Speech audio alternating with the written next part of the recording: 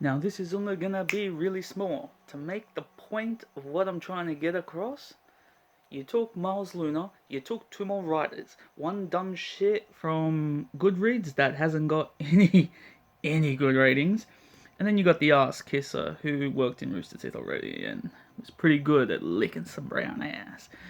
Got a job. You took these three people and they sat in a room. They've just broken into a country through a military blockade, and what have they done? Well, Yang Xiaolong, a strong blonde protagonist, she's already beat up some security bots. Yes, yes. What better way to show that you have good intentions than by destroying the country's security? Bravo! Then you get Waishni, who's like, if someone's racist to you, we're telling you it's alright to beat the living shit out of them. Doesn't matter how you do it, as long as it hurts, it's worth it. Leftist ideology, people. And then you get the series protagonist, Ruby Rose, who for the whole time we were watching Volume 6, her whole team of friends is like, fuck you, Aspen, you a liar, you keeping secret from us, we hate your guts. What does it do? One season later, Ironwood, we ain't gonna tell you shit. You're being a good man. You're giving us the lamp back. You're telling us your whole plan. You're being very honest with us. But fuck you, we're gonna lie to you. We ain't gonna tell you shit. And you know your whole plan? There's this key element of information you need to know. Yeah, fuck you. Fuck you too. We ain't telling you shit. And that's not just because it's Ironwood. She lied to Ironwood and Penny and Winter. Is it painful to say that the only character in the original 4 who hasn't pissed us off yet is Blake Belladonna? Who's actually been smart. Someone has been racist to her, and she's like, don't retaliate, just ignore the fucker. We got stuff to do. And she's been quiet for the most of the time. Yeah, this show is going great. I mean, Ironwood's like, we got a shitty communication system, so we're gonna build a fucking satellite, and if any of our towers go down, well, the system doesn't go down, we can still communicate. And we're not gonna lie to people, we're not gonna lie to the public and hide shit, Have you heard of this writing technique? It's a very simple writing technique. It's done in nearly every shonen and a ton of anime. It's called uniting people through a common enemy. If you ever have a situation, we've got multiple countries, multiple factions, and they keep fighting amongst each other, what do? You bring in a bad guy that they can unite against. And that's weird. Because that's what Ironwood's like. Ironwood's like, you know what? We're going to tell the people the truth. It's going to cause some reaction.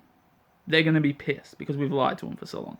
But afterwards, when they realize it's the Queen of the Grim, and she's the one helping these assholes respawn, and she's manipulating everything, including the 80-year war that we fought, she did all this shit, they will unite to slay the bitch.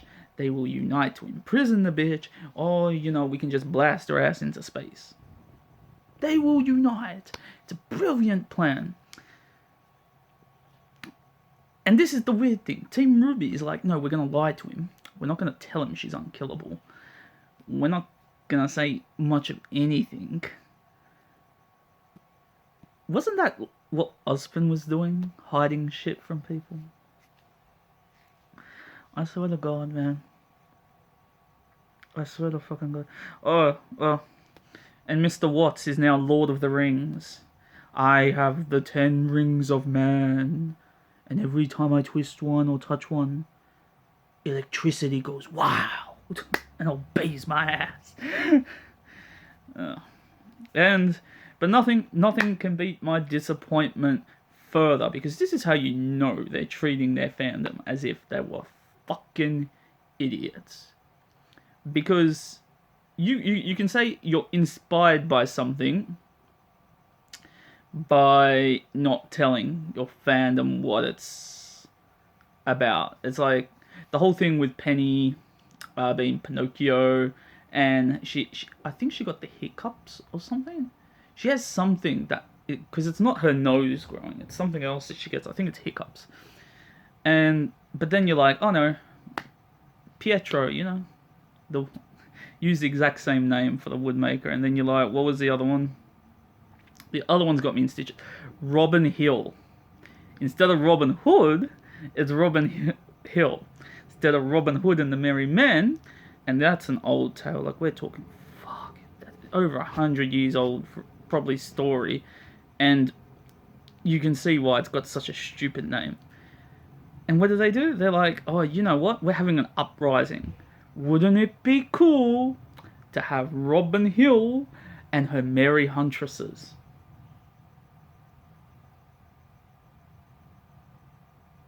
No, it's not. Because so far, 2 episodes in, and we're just like, what has Ironwood done wrong? Nothing. He's done nothing wrong. He's protecting his country to probably not the best of his abilities, but he's doing what he thinks is best.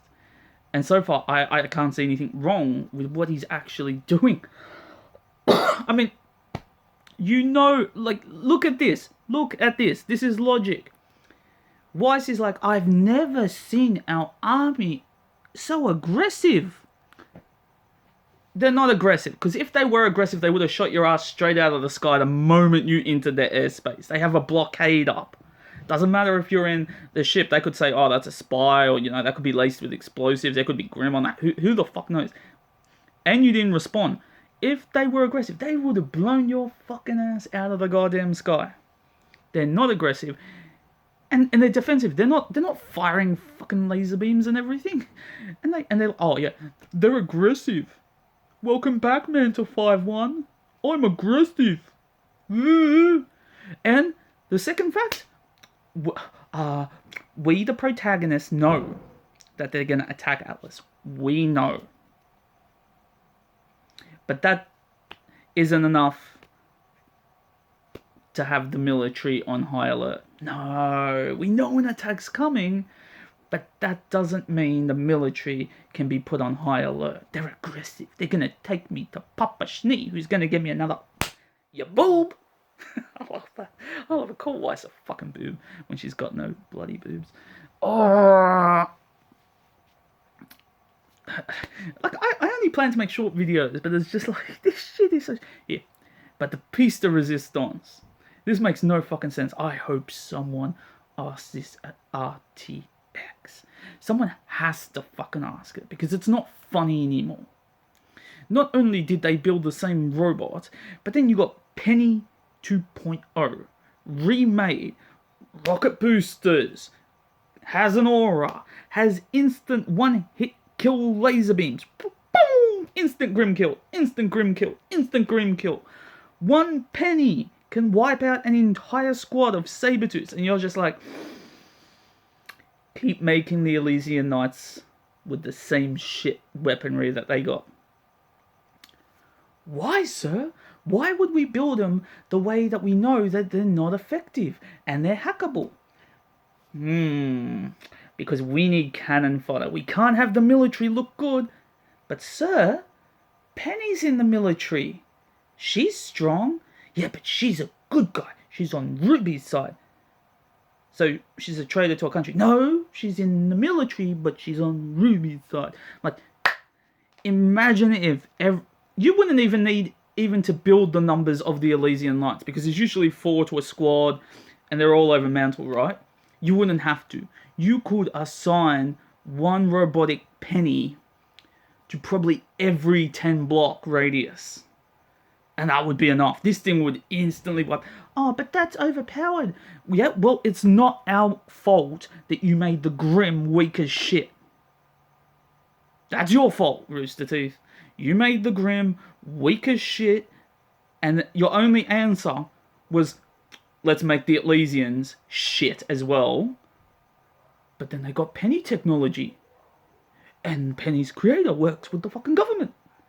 He could, in theory, give the technology to the government so that they could make effective weaponry to fight the Grimm. But no, that goes against the whole point of having huntresses, doesn't it? And then there's the fact that there's a fairness in the special ops. It's just like, dude, you can't have an uprising for fairness discrimination if there's fairness in the fucking military, there's Neon Cat, there was Elia going to a fucking school. It's just like, I do not feel sorry for these fucking fairness at all. Like, any idiot that chooses to work in the mines is their own. You don't like working in the mines? Leave Atlas. You're being racist. You're acting like the drunk guy. Yeah, and what happened to his ass? You dumped him in a fucking dumpster. For all we know, his back's fucking broken. He doesn't have an aura. But he was racist. So, do what Blake did. If you're racist, just ignore him and move on. Isn't that what you should be teaching children? Not, if someone's racist, go beat the living shit out of them till they're dead. I'm just waiting for Blasimo Domo's next parody. I've already seen Eruption. Eruption Fang went off at this. Oh, God, man. Everything. This story's shit. This story's shit.